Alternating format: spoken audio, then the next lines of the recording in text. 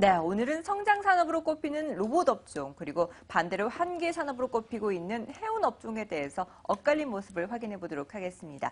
일단 주역을 맡고 있는 로봇 업종에 대해서 천천히 좀 살펴보도록 할까요? 네, 로봇 업종 같은 경우에는 우리나라 같은 경우에 관련주가 그렇게 크게 없는 상황이지만 미국 시장 같은 경우에는 아주 큰 관심을 받고 있습니다. 로봇 관련주들, 특히나 하드웨어뿐만 아니라 소프트웨어 로봇들까지 관심을 받으면서 어떠한 종목들이 더 많이 오를까에 대한 고민들을 하고 있는 상황인데요. 로봇 산업 현재에서의 핵심은 또 어디에서 볼 수 있을지 MTN의 김종효 연구위원과 함께 분석해 보도록 하겠습니다. 위원님.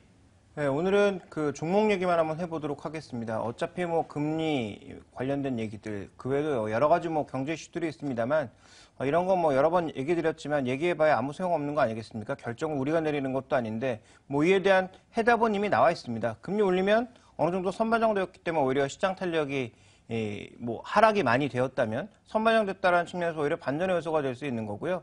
만약에 시장이 잘 버텼는데 정말 예상외로 뭐 금리 인상을 한다면 뭐 그때 충격을 받을 수 있는 것이기 때문에 뭐 이와 관련돼서 얘기하기보다는 어떤 섹터를 선택해야 되느냐, 이 제한된 레벨 안에서 과연 성장하고 있는 기업이 무엇이냐가 핵심인데요. 로봇 산업 얘기가 외신에서 나와서 그렇지 않아도 그 얘기를 한번 해보려고 합니다. 먼저 준비된 그림을 보시면 로봇 산업이 향후 성장 산업이라는 데 있어서 이 일을 할 사람은 아무도 없습니다. 왜냐하면 중국 같은 이제 막 제조업에 눈을 떴던 국가가 이제는 소비와 서비스로 눈을 뜨고 있는 상태에서 물가도 늘고 성장도 줄다 보니까 자연스럽게 비용을 다운시켜야 되는 거죠. 그러다 보니까 이제 공장 자동화 설비가 크게 늘고 있는 것이 사실입니다. 그래서 2018년까지 로봇 시장이 성장하는데 그 성장의 주요 근거는 서비스 로봇이 아닌 제조용 로봇이다라는 것을 가장 주목해 보실 필요가 있습니다. 실제로 이런 제조용 로봇이요, 가격이 떨어지고 있는 상황이거든요. 그러니까 가격까지 하락하면서 자연스럽게 그 수요가 증가할 수밖에 없다라는 점을 우리가 좀 주목해 볼 필요가 있겠고요. 실제로 일본에 있는 화낙이라고 하는 이 로봇 업체는 로봇이 로봇을 만들고 있는 업체입니다. 그리고 이 업체는 보안이 굉장히 철저한 것으로 알려지고 있는데요. 후지산 중턱에 아예 숲 속에 들어가 있는 그런 회사죠. 전량 거의 80%가 넘는 양을 수출함에도 불구하고 해외 생산량이 단 한 개도 없습니다. 전량 일본에서만 생산하고 있는 기업이고요. 이런 환악 자체가 최근에 주가도 보시면 급등했다가 다시 뭐 급락으로 돌아서는 모습을 나타내고 있습니다만 장기적으로 봤을 때 중국의 산업자동화 이런 것들이 많이 나타날 것으로 예상되고 있기 때문에 뭐 이런 기업들에 투자하는 것이 가장 좀 올바른 방법이 아닌가. 뭐 국내도 뭐 로봇스타를 포함해서 현대중공업의 로봇 부분 이런 부분들이 있지만 글로벌적으로 얘기하기에는 좀 어려운 측면이 있거든요. 그래서 뭐 환학을 포함한 글로벌 공정자동화 쪽에서 가장 핵심 종목들을 공략해 나가는 게 어떻게 보면 투자 전략상에 있어서는 가장 좋은 부분이 아닌가라고 판단이 되고 있고요. 뭐 이준희 앵커와 함께 제가 얼마 전에 로보월드라고 하는 국내 이제 로봇 산업 전시회를 다녀왔었는데 그 산업 전시회에 가서도 보면 뭐 특별한 것은 없었습니다만 실제로 이런 산업 공정용 로봇들을 많이 전시하고 있다라는 것, 그리고 자기네 업체들이 이만큼 정확도가 있다라는 것을 많이 보여주었다라는 거죠. 이런 것들이 단기적으로만 보면 추세가 될 가능성이 더 높기 때문에 이와 관련된 종목군들에 지금 당장 투자하는 게 더 도움이 되지 않을까 이렇게 보고 있습니다. 네, 제조용 로봇이 성장 산업의 핵심이 될 것으로 분석을 하고 계십니다. 그렇다면 이 로봇 산업, 앞으로 미래에는 어떤 방향으로 흘러갈까요? 일단 뭐 미래 방향에 있어서는 세 가지 정도로 보셔야 되는데요. 준비된 그림을 보시면 인공지능, 그리고 다관절 로봇, 그다음에 무인화 로봇 이런 것들이 이제 성공한다라는 거죠. 그래서 음성 인식을 통한 여러 가지 기능들이 나올 것으로 얘기가 되고 있고요. 그다음에 인간이나 동물을 닮은 그런 로봇들이 주력이 될 것으로 보여지고 있습니다. 그래서 지금은 이제 산업용 로봇이 주력이지만 이게 이제 몇 년이 지나가게 되면 서비스용 로봇들이 많이 나온다라는 거죠. 그래서 아까 이준희 앵커도 뉴스에서 전해주셨는데 뭐 의료용 로봇이라든지 아니면 뭐 이런 서비스용 로봇들이 계속 확대될 가능성. 그래서 앞으로 뭐 드론이 배송을 하는 것뿐만 아니라 그 외 다양한 서비스들을 뭐 할 수 있다라는 거죠. 실제로 지금 일본에 나와 있는 일부 로봇들은 어떠한 소프트웨어를 부여하느냐에 따라서 뭐 이 청소용 로봇이 되기도 하고 그다음에 요리용 로봇이 되기도 하고 굉장히 다용도의 로봇으로 되고 있거든요. 그러니까 이런 방향들이 앞으로 좀 주목을 받을 것 같고요. 그다음에 생각해봐야 되는 것은 구글로 지금 인수가 됐죠. 보스턴 다이내믹스에서 만들어낸 와일드캣이라고 하는 이 로봇인데요. 이 로봇은 지금 현재 보행 속도가 45km라고 해서 가장 빠른 로봇입니다. 그런데 이제 약간 더 앞선 기술을 적용하게 되면 시속 80km까지 갈 수 있을 것으로 예상이 되고 있는데요. 향후 이 로봇이 뭐 군사용으로 쓰일지 아니면 구글이 이제 군사용은 하지 않겠다라고 했기 때문에 뭐 다른 용도로 쓰일지는 조금 지켜봐야 되겠습니다만 직립보행이 아니더라도 이런 형태의 로봇들이 많이 만들어지고 있다는 거죠. 그래서 향후 뭐 탐사용이 되었든 서비스용이 되었든 다양한 용도로 쓰일 가능성은 충분히 제기가 되고 있다. 이렇게 봐야 될 것 같고요. 구글은 이런 식으로 보스턴 다이내믹스를 포함한 로봇 업체들을 인수하는데 굉장히 적극적으로 돈을 쓰고 있고 적극적인 행보를 나타내고 있습니다. 구글만 그러느냐? 그렇지 않다라는 거죠. 애플도 그렇고요. 최근에는 소프트뱅크도 로봇 업체에 많이 투자하고 있고요. 그다음에 뭐 야후를 포함한 또 마이크로소프트를 포함한 대부분의 우리가 이름을 들으면 알 수 있는 이런 기업들이 모두 로봇 산업에 많이 투자하고 있다라는 점을 주목해 보실 필요가 있을 것 같고, 자 마지막으로는 딥러닝이라고 하는 게 굉장히 또 각광을 받고 있다라는 거죠. 이 딥러닝이라고 하는 게 뭐냐면 결국은 로봇을 사람처럼 인공지능화 하겠다라는 것입니다. 물론 스스로 생각하는 바는 아니라고 하더라도 스스로 생각하는 것처럼 만들어낼 수 있다라는 거죠. 예를 들면 이런 겁니다. 이 알고리즘은 가장 쉽게 말씀드리면 일단 시도를 해본다라는 거죠. 시도해서 아니면 바로 또 수정해서 다시 한번 시도해보고 다시 한번 시도해보고 끝없이 무한 루프를 반복을 해서 이 무한 루프를 반복하다 보니까 우리가 의도했던 결과, 좋은 결과를 만들어낼 수 있다라는 거죠. 그러니까 번역 같은 것도 지금 구글 번역기 돌려보시면 뭐 굉장히 조악한 수준입니다만 이걸 장기적으로 계속해서 누군가 수정하고 그 피드백을 계속 반복하다 보면 결국 자연어 수준으로 번역이 된다라는 거죠.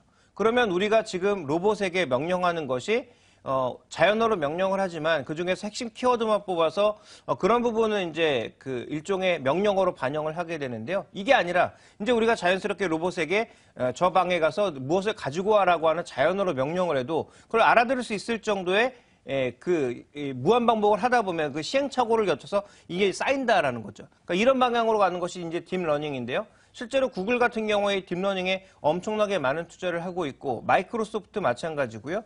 최근 들어서는 애플도 이런 자연어 명령어를 만들어내기 위한 딥러닝에 우리가 흔히 얘기하는 IT의 최상위권에 있는 업체들이 모두 주력하고 있다고 봐야 될 것 같습니다. 그래서 향후 이제 발전될 기술들은 지금 당장 공장 자동화를 돌리는 이런 로봇들이 아니라 미래에는 딥러닝을 이용한 굉장히 다양한 서비스용 로봇들이 많이 나올 것이고 이것을 구글을 비롯한 글로벌 IT 탑티어들이 모두 미래 성장 동력으로 삼고 있다는 점을 주목해 보실 필요가 있는 거죠. 네, 이렇게 해서 일단 전반적인 로봇 산업에 대한 전망까지 들어봤는데 이런 이야기를 좀 듣다 보면 가끔 좀 딴 나라 이야기 같다라는 생각이 들 때도 있습니다. 네. 국내에서 뭔가 두각을 드러내는 업체가 없기 때문인데요. 이러한 로봇 산업 안에서 또 국내 안에서는 어떠한 종목들이 수혜를 받을 수 있을지가 가장 궁금할 것 같습니다. 어떻게 보시나요? 네, 국내에도 이제 여러 로봇 종목들이 있죠. 로봇스타도 있고, 뭐 유진 로봇도 있고, 뭐 관련된 여러 가지 로봇들이 있고요. 사업부만으로 봤을 때는 현대중공업의 로봇 사업부가 가장 크다라고 봐야 될 것 같고요. 또 현대위아 같은 쪽에서 자동화 로봇 일부 만들어지고 있는 게 사실입니다. 근데 이런 앞서 말씀드렸던 뭐 구글이라든지 이런 쪽을 살펴보게 되면 전혀 우리나라에는 뭐 관련된 종목이 없을 것 같은데 있습니다.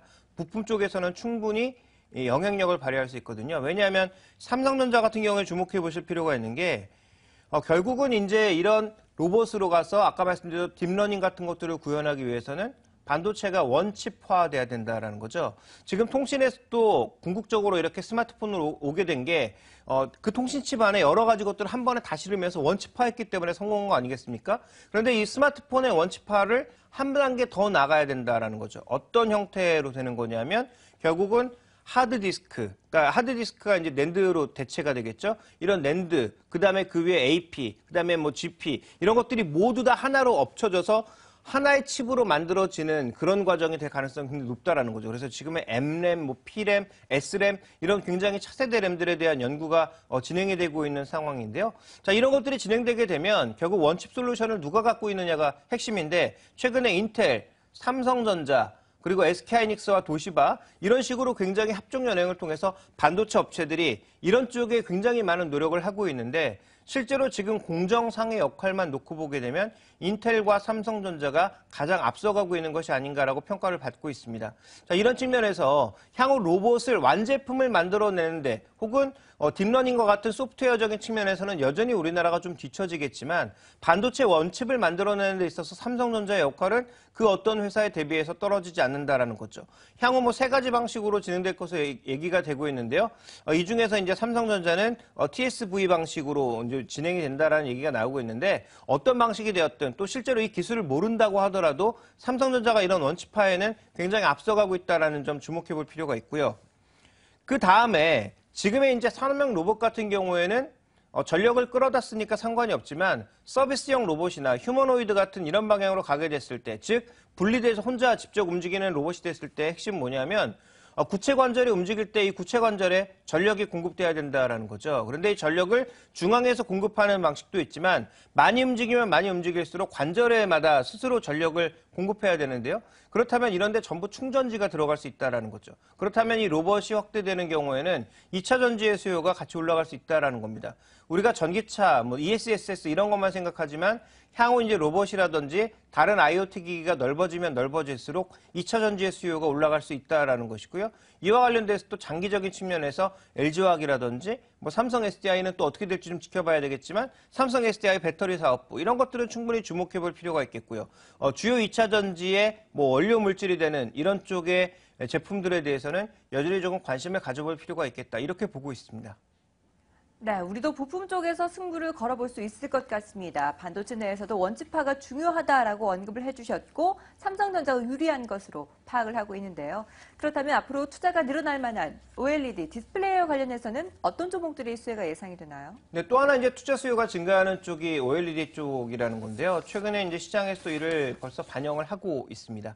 먼저 준비된 그림을 보시면 OLED 패널이 조금씩 변화하고 있는데요. 처음에 이제 밴디드, 이렇게 어느 정도 구부러진다라는 쪽에 의미를 두었다면, 근데 실제로 이제 우리가 구부릴 수 있는 건 아니었고, 화면 자체가 약간 굽어진 그런 형태였죠. 근데 이제 이거 갖고 뭐 할 거냐, 이제 이런 상태였는데, 그게 이제 갤럭시에서 커브드 패널, 한쪽이 이제 구부러진 패널로 갔고요. 두 번째로 이제 최근에 나온 건 양쪽이 구부러진 그런 패널로 갔고, 이제 S7에서 나올지 안 나올지는 뭐 지켜봐야 되겠지만, 현재 얘기되고 있는 건 완전히 접히는 폴더블, 이제 이 얘기가 나오고 있는 거죠. 근데 이게 이제 폴더블로 가기 위해서는 LCD는 불가능하고요. 스스로 발광하는 OLED로 가야 이제 가능한 거거든요. 그러니까 이런 식으로 가면서 실제로 OLED 관련돼서 쓰지 않았던 애플도 OLED를 이제 쓸 것이다라는 얘기가 나오고 있고요. 그다음에 중국의 샤오미를 포함한 여러 업체들 쪽에서도 OLED를 사용하는 비중이 점점 늘고 있다라고 봐야 되겠죠. 그러니까 이쪽의 투자는 증가할 수밖에 없는 겁니다. 실제로 OLED와 LCD의 원가를 비교해봤더니 이 원가 자체도 OLED가 싸다라는 거죠. 그런데 중요한 건 뭐냐면 원가가 싸기 때문에 이쪽으로 가는 게 맞는데 장비는 비슷하게 쓴다라는 겁니다. 실제로 LCD 장비와 OLED 장비가 그렇게 크게 다르지 않거든요. 그렇다면 역전의 용사들이 이제 고개를 들 가능성이 있다라는 거죠. 왜냐하면 OLED 공정도 말씀드렸다시피 그 기존의 LCD 공정과 거의 비슷하기 때문에 이 공정 안에 그대로 쓰이는 장비들 정말 오랜만에 저도 이름을 들어보는데요. 주성 엔지니어링 같은 업체들.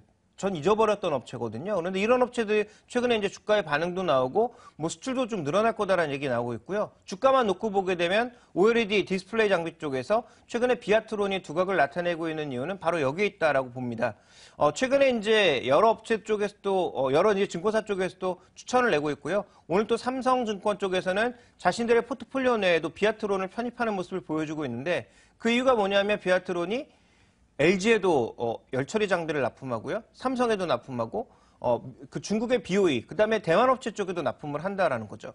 주성엔지니어링 같은 경우에는 삼성전자에서는 버림을 받았지만 그걸 이용해서 뭐 하이닉스라든지 아니면 뭐 LG 쪽이라든지 아니면 뭐 대만업체들 쪽에 납품을 하고 있는 상황이기 때문에 이렇게 거래처가 좀 다변화되어 있는 그런 업체들 쪽에 관심을 가지시는 것이 어떤가. 그래서 최근에 이런 디스플레이 장비 쪽에 대해서는 주가가 움직임이 나타나고 있고 수급이 보강되는 그런 종목군들은 좀 관심을 가져볼 필요가 있겠다. 이렇게 말씀드려야 될 것 같습니다. 네, 이렇게 역전을 기대해 볼 수 있는 IT 부품주들이 있는가 하면 우리 업종 중에서는 또 한 개 업종으로 꼽히고 있는 해운 업종이 있습니다. 전 세계 무역이 점차 줄어들면서 아무리 돈을 쏟아부어도 살아나지 못할 것 같은 업종이 바로 해운 업종인데요. 해운 업종 중에 1위 기업인 머스크조차도 계속해서 그 수익성 악화를 보이고 있다라는 소식들이 전해지고 있습니다. 머스크의 최근 동향은 또 어떠한가요? 네, 그 악화되고 있는 걸 한번 그림으로 볼까요? 준비된 그림을 보시면 재밌는 게 뭐냐면 지금 단위 원가가 계속 줄어들고 있거든요.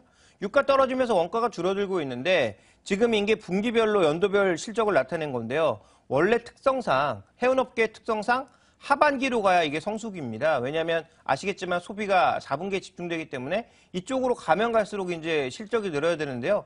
지금 웃긴 건 머스크도 2015년에는 가면 갈수록 실적이 줄고 있다라는 거죠. 그러니까 지금 원가도 떨어지고 있고 지금 성수기로 진입되고 있는데 오히려 실적은 점점 떨어지고 있는 뭐 이런 말도 안 되는 상황이 벌어지고 있는 건 그만큼 이쪽 상황이 좋지 않다라는 것을 방증하는 거죠. 실제로 이제 운임지수가 전반적으로 모두 우하향입니다. 2015년 들어서도 전혀 살아나지 않고 있거든요. 그래서 공급량을 줄여야 된다라는 얘기가 끊임없이 나오고 있습니다만 아직까지 줄이지 못하고 있는 형국입니다. 그래서 전체적으로 좀 변동성이 여전히 나타나고 있는 그런 상황이기 때문에 실제적으로 과연 머스크를 비롯한 상위 업체들이 얼마만큼 공급을 빠르게 줄여줄 거냐가 향후 이 해운업종을 바라보는 데 있어서는 가장 중요한 투자 포인트로 판단되고 있습니다. 네, 리스크를 줄이는 것이 관건이 될 것 같은데요. 그렇다면 앞으로의 해운업종, 국내를 비롯해서 어떻게 바라봐야 될지 투자 포인트와 함께 투자 전략도 함께 제시해 주시죠. 결국 이쪽은 한 번 더 파도를 친다라고 봐야 되거든요. 국내에서만 지금 M&A 얘기가 나오는 게 아닙니다. 지금 준비된 그림을 보시면 얼라이언스라고 해서 해운업계들이 이렇게 어렵다 보니까 자기들끼리 막 뭉쳤거든요. 여러 업체들이 이렇게 뭉쳐서 하나의 일종의 이제 협력체를 가져가는 그 상인 길드와 같은 이런 협력체들을 가져가고 있는데요. 이거 지금 보시면 2M이라고 해서 머스크가 끼어있는 이쪽이 가장 크고 그 다음에 이제 오션3라고 하는 게 있고 그 다음에 이제 여러 업체들이 이렇게 다 모여 있습니다. 이렇게 비중들을 많이 가져가고 있는데 이렇게 지금 5개로 재편된 상황인데요. 이게 또 이제 분리돼서 재편될 거라는 거죠. 근데 실제로 우리나라가 지금 포함되어 있는 건 이쪽과 이쪽인데 이쪽이 모두 북미 노선이 강합니다. 근데 이 북미 노선, 우리나라 지금 현대상선하고 한진원하고 합치면 결국 북미 노선 겹치는 노선을 합치는 거기 때문에 실제로 M&A의 효용성이 떨어진다라는 얘기가 좀 나오고 있는 국면인데 더 웃긴 건 뭐냐면 지금 글로벌 시장 내에서도 중국끼리 합쳐갖고 세계 지금 4위로 올라설 걸로 예상이 되고 있고요. 싱가포르 업체를 누가 가져가느냐에 따라서 향후 또 시장 점유율이 또 판이하게 바뀔 수가 있거든요. 그러니까 지금 해운업계는 우리나라뿐만 아니라 글로벌 시장 내에서도 M&A 판도가 겹쳐지면서 이 중국 업체들은 지금 다른 얼라이언스에 속해 있는데 이게 두 개가 합치게 되면 기존의 얼라이언스는 또 깨지는 거죠. 그러면 다시 또 해처모여를 할 가능성이 높아진다라는 것이고요. 이 해처모여하는 과정에서 한진해운과 현대상선은 갈 길 잃고 헤맬 가능성이 높다라는 거죠. 거기다 우리 정부가 이 또 두 개를 합친다? 이게 지금 밑그림을 그리기가 쉽지 않은 국면입니다. 그래서 투자를 하시기에는 제가 보기엔 아직까지 굉장히 이른 시즌으로 판단하고 있고요.